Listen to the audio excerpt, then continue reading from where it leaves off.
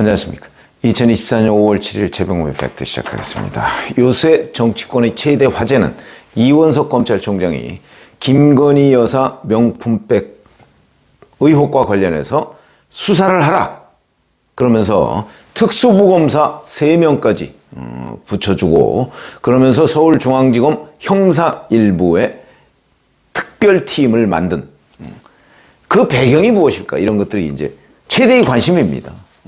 이게 이원석 검찰총장이 대통령실과 교감하래, 조율하에 한 것이냐, 아니면 이원석 검찰총장이 반기를 든 것이냐, 이분법이죠. 그 중간도 있을 수 있는데 저는 그런 생각을 했고요. 그래서 이제 나름대로 여기저기 제가 짚어본 결과를 말씀드리려고 합니다. 물론 이건 최종적인 건 아닙니다. 그러나 적어도 제가 하루 이틀 정도 여기저기 알아볼 수 있는 것을 알아봐서 내린 1차적인 결론이다, 이렇게 말씀을 드리겠습니다.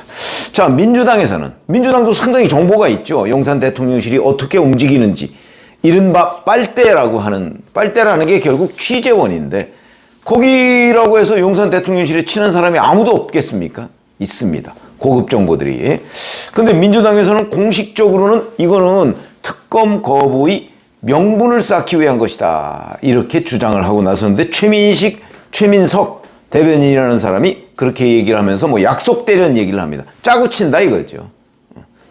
그러니까 용산 대통령실에서는 이원석 검찰총장이 왜 이래, 뭐 우리 뒤통수 맞았다, 뭐 이런 식으로 얘기를 해가면서 실질적으로는 다 짜고, 이원석 검찰총장은 그 수사를 하는 신용만 하고, 뭐 조국 그 대표도 그런 그 뉘앙스로 얘기를 했죠.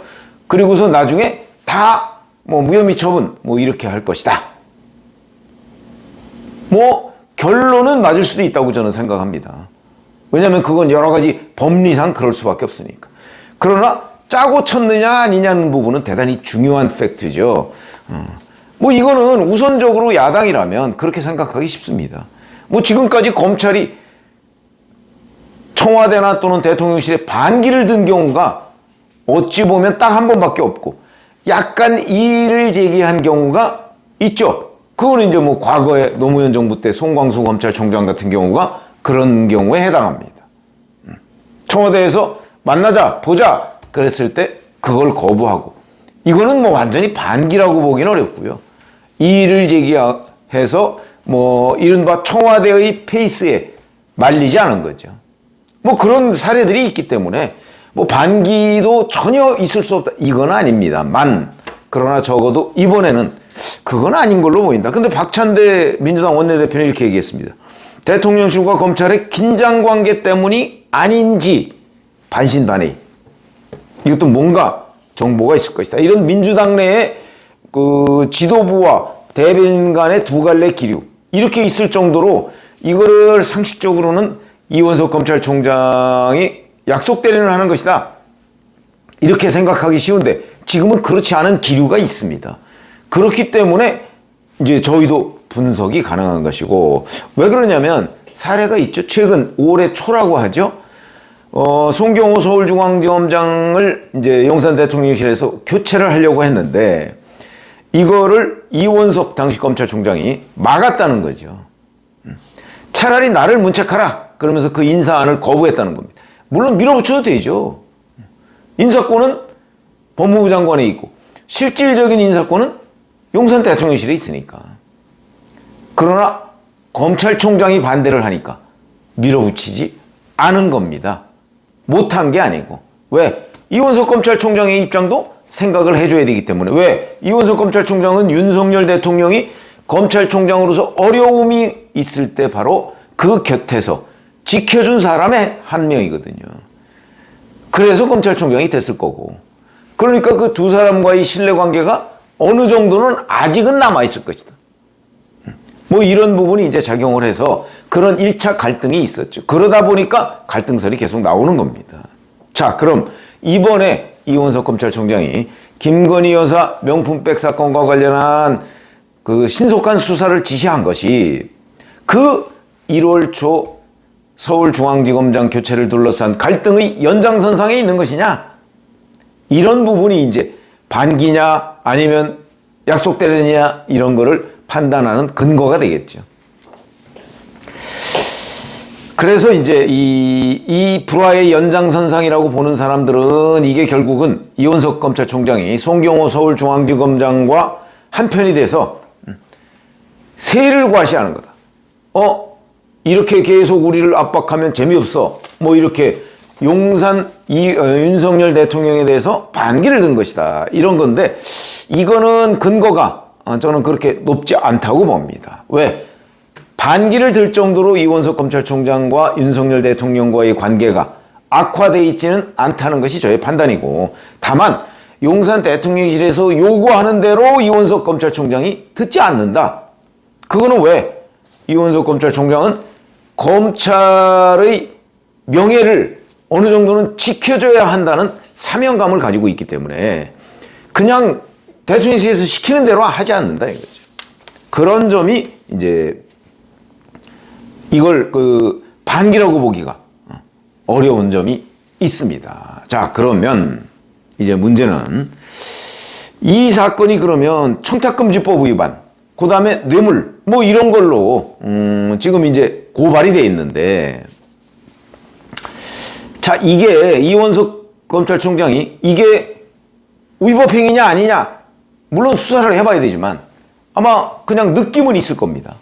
그랬을 경우에 이걸 이원석 검찰총장이 모를 리가 없죠. 그래서 이 사건을 지금 이원석 총장이 픽 자기가 이걸로 한번 하자라고 얘기한 건데, 그거는 무슨 얘기냐면 김건희 여사 명품백 수사에 관해서 용산 대통령실에서 전혀 지금까지 제대로 된 입장을 낸 적이 없습니다. 안 된다는 중심의 여러 가지 반응만들 나왔죠.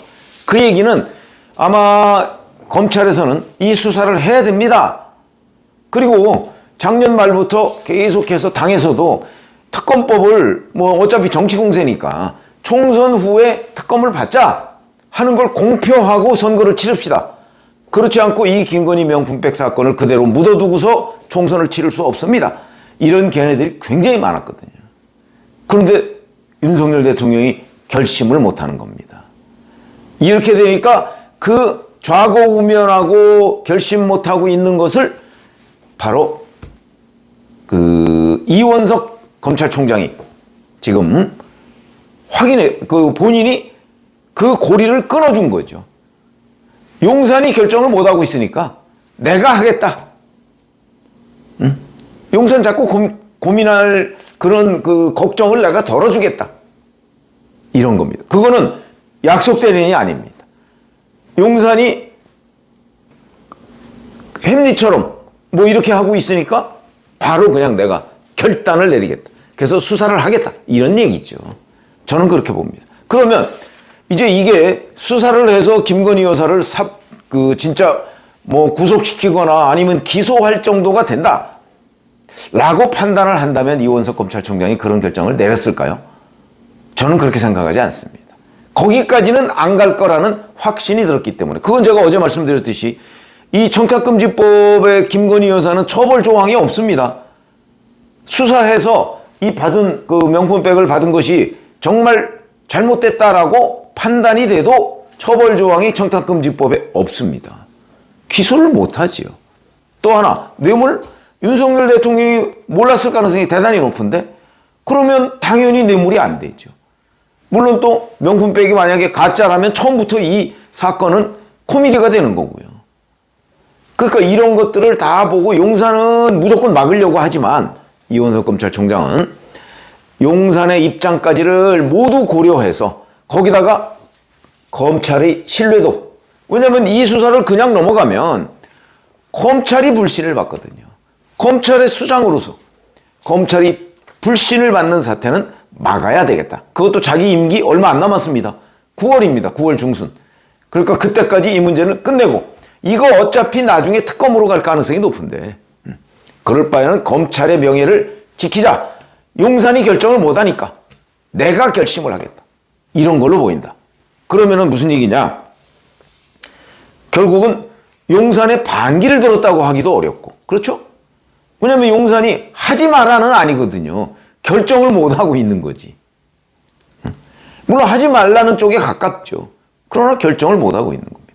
그리고 그렇다고 해서 여기서 김건희 여사를 수사를 통해서 잡아넣을 수 있는 것, 그건 아닙니다. 그건 어저께 제가 조국 법률학자인 조국 대표의 분석으로도 이거 불기소라고 얘기하지 않습니까? 법조계에 제가 물어보니까 기소할 방법이 없습니다. 처벌할 조항이 없는데 어떻게 기소를 합니까? 그렇듯이 이원석 검찰총장이 봐도 이거는 그 김건희 여사를 잡아놓을 상황은 아니기 때문에 그래서 그 결심을 했다. 이거는 선례가 있습니다. 윤석열 대통령이 조국 수사를 할 때 문재인 대통령을 당시 청와대에서 만났다는 거 아닙니까? 그게 함성득 지금 경기대 교수, 전 고려대 교수죠. 대통령학을 전공한 윤석열 대통령과 그 서초동 그 주택에 그 아파트에 같이 살았습니다.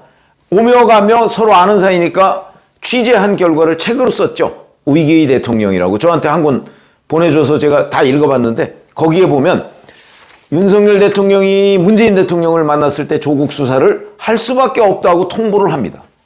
문재인 대통령이 좌고우면합니다. 하지 말라도 아니고 하라도 아닙니다. 이러니까 당시 윤석열 검찰총장이 결심을 합니다. 내가 이 수사를 해서 물론 그때는 조국을 지금처럼 징역 2년에 처할지 어떨지 몰랐을 때죠. 그러나 사모펀드나 이런 여러 가지 이런 거를 그 혐의를 받고 있는 조국이 그냥 법무장관이 됐을 때는 문재인 정부의 부담이 된다. 이 부담을 내가 덜어줘야 되겠다. 문재인 대통령은 그 부분에 대해서 결심을 못하니까. 사례가 똑같죠. 저는 그 사례하고 똑같은 거라고 봅니다.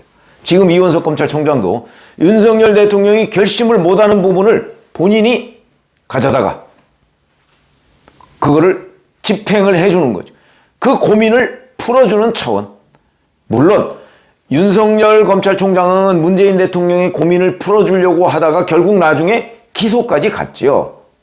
그거는 수사도 생물이니까 그런 거고, 지금 이원석 검찰총장은 물론 윤석열 대통령의 고민을 풀어주려다가 김건희 여사 기소까지 나중에 의외의 것이 튀어나와서 갈지 모르죠.